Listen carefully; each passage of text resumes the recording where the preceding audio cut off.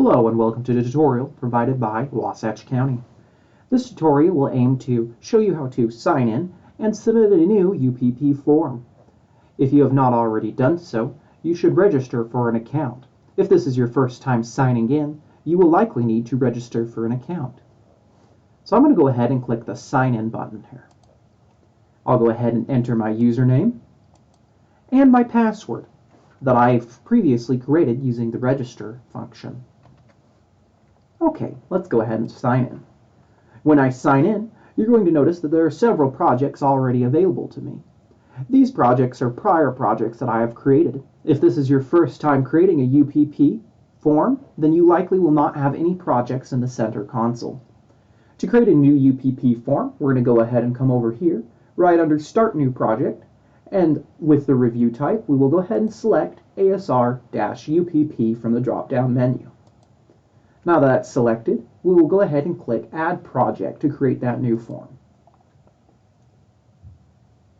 Now that that new form has been created, we're going to notice several fields that you will need to fill out. You'll go ahead and fill out your name and the street name / address of your current business.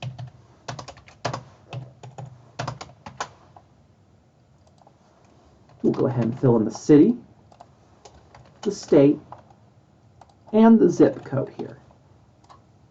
Okay, now that that's all done, all we need to do is go ahead and type in our UPP account number down here in the form. We will also need to have our lock ID typed in, so that way we can continue with the process later.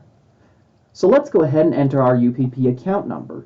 In my case, I'm using a test account number. Yours will likely start with BU, HT, or SA. Okay, so I've gone ahead and entered my test account number. I will also need to enter my lock ID. This should have already been provided to you via mail or via email. I'm going to go ahead and enter my lock ID now.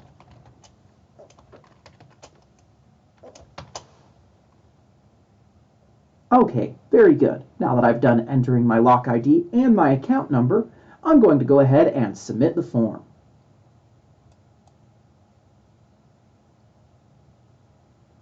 Great, looks like it's submitted just fine. And that is apparent by the fact that it is reloaded, the fields up top are no longer editable, and it has this checkbox here, which tells me I typed in my lock ID and UPP account number correctly. Now, as you can see, when you've typed in your UPP account number and lock ID correctly, there are several fields that are automatically pulled from our system. Luckily, I'm going to need to update some information for the business today. To do so, I need to click the edit button first. This is very important. We really do need to click this edit button. If you don't click the edit button, certain errors may occur. Let me show you how that looks if an error occurs. So let's say I go ahead and click this.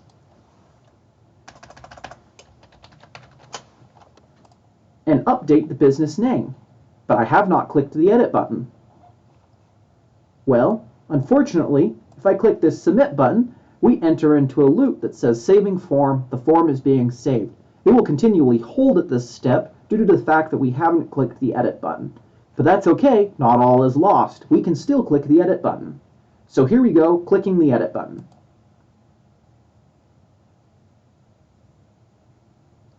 Now that that edit button's been clicked, we notice that first off, the edit button has disappeared, and secondly, we now have a save and cancel option down here at the bottom. So let's go ahead and update our business information. So if I come in here and check this box to update our business name, and let's go ahead and check the box to update the email. Very good. Now that I'm done with all of my updates, I'm going to go ahead and click Submit again. And now that I'm done clicking Submit, you're going to notice that the page reloads and that the edit button has reappeared. You can go ahead and scroll down in the form to see that your edits have indeed been preserved. Now that I'm done with my edits, I'm going to go ahead and pull the form. So I'm going to need to pull the Excel form so I can make changes to my line items. So I'm going to come over here to Actions, and I'm going to go ahead and click Pull Form. Now that I'm done doing that, it's going to go ahead and send an email to me with that Excel file.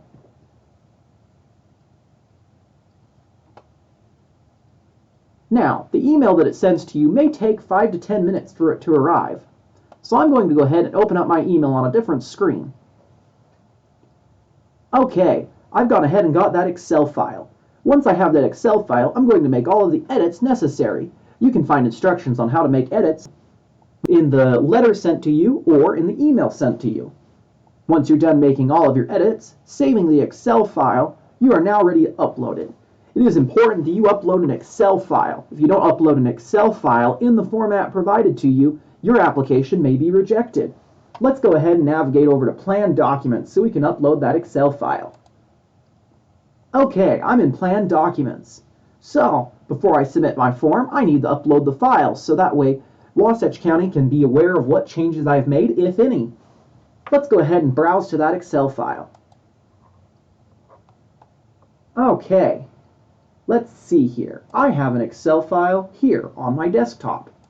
I'm going to go ahead and click that. Very good. Now I have that Excel file pulled up. Now I need to select the discipline and the sheet type. Let's go ahead and select that now. Discipline, shared, other, and sheet type, other. Very good. Now that I have that all put together, I'm going to go ahead and click the upload button. If I don't click this button, then the sheet won't upload, and as a result, I won't be able to submit my form for review. It's going to prompt to let me know that this sheet is indeed going to be reviewed by Wasatch County, and we reserve the right to use the data inside the sheet. I'm going to go ahead and agree to that. Okay, very good. Now I just need to submit my project for review. I'm going to go ahead and navigate back over to the Project Information tab and verify that all my account information looks correct. If your account information does not look correct, make sure to click the Edit button and update it now. Okay, let's go ahead and submit our project for review. I'm going to go ahead and click Actions, Submit for Review. Now, it may seem like not much has happened, but you're going to notice several key indicators. One, you no longer have any actions. This is a good indicator that your project has indeed been submitted for review. But probably the better indicator is that the status says in review. You are now done with the part that you need to do. If Wasatch County has any problems or questions, they will reach out to you. Now that you're done with this process, feel free to sign out of your account. Okay, congratulations! You have now completed the UPP form process, and we will contact you if we have any questions. Later in the process, you may receive a notification letting you know that you need to make a payment and/or apply for exemption. If you need to apply for exemption, you will need to sign into your account again and go ahead and fill out that field. If you do not need to apply for exemption, you will just need to make the payment for your account. If you have any further questions, you can feel free to reach out to us at the assessor's office. Thanks.